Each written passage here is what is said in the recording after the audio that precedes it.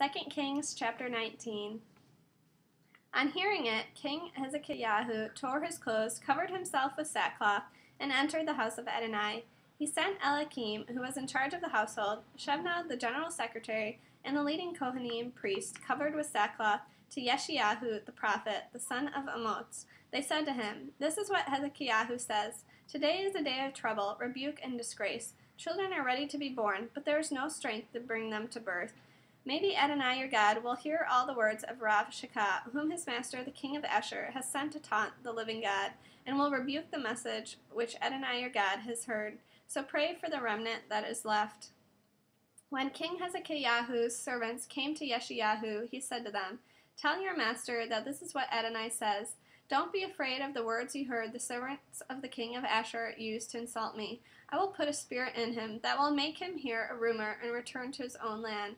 Then I will cause him to die by the sword in his own land." Rabshakeh returned, and having heard that the king of Asher had left Lachish, found him making war with Libnah. Then on hearing it, said that Tirhakiah, king of Ethiopia, was on his way to fight him. The king of Asher sent messengers to Hezekiah, telling them, "This is what you are to say to Hezekiah, king of Yehuda. Don't let your God, in whom you trust, deceive you by saying, 'Yerushalayim will not be handed over to the power of the king of Asher.' You have heard what the kings of Asher have done to all the lands. They have completely destroyed them. So how will you be delivered? Have the gods of the nations delivered them? No, my ancestors destroyed them. Gozan, Haran, Retz-ev, and the people of Adan who were in Tel-Azar. Where is the king of Hamath, the king of Arpad, the king of the city of Sepharvaim, of Hena and Eva?" Hezekiah took the letter from the messenger's hands and read it.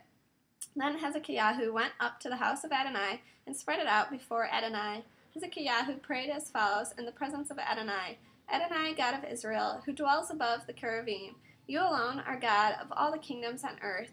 You made heaven and earth. Turn your ear, Adonai, and hear. Open your eyes, Adonai, and see. Hear the words that Sennacherib sent to taunt the living God.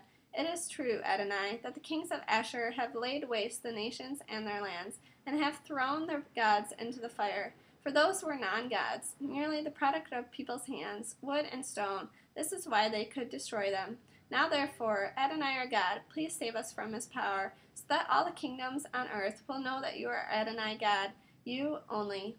Then Yeshayahu, the son of Amoz, sent this message to Hezekiah: "Adonai, the God of Israel, says, 'You prayed to me against Sennacherib, king of Asher, and I have heard you. Here's what Adonai's answer concerning him. The virgin daughter of Sion despises you. She laughs you to scorn. The daughter of Yerushalayim shakes her head at you. Whom have you taunted and insulted? Against whom have you raised your voice and haughtily lifted your eyes? The Holy One of Israel.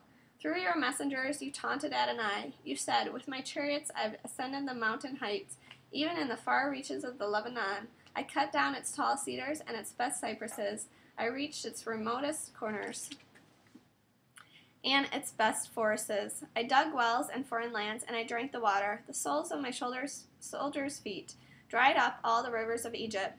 Haven't you heard? Long ago I made it. In iniquity I produced it, and now I am making it happen. You are turning fortified cities into heaps of ruins, while their inhabitants, shorn of power, are disheartened and ashamed, weak as grass, frail as plants, like grass on the rooftops, or grain scorched by the east wind.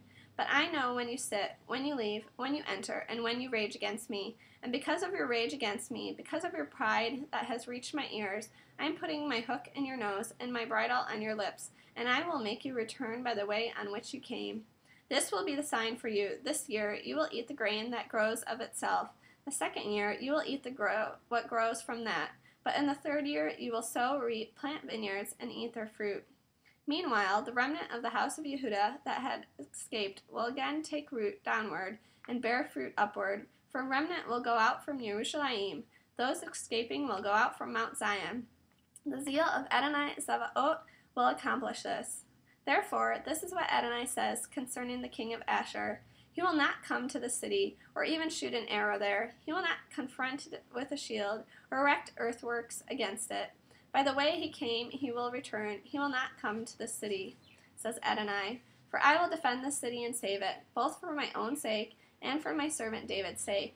That night the angel of Adonai went out and struck down 185,000 men in the camp of Ashur.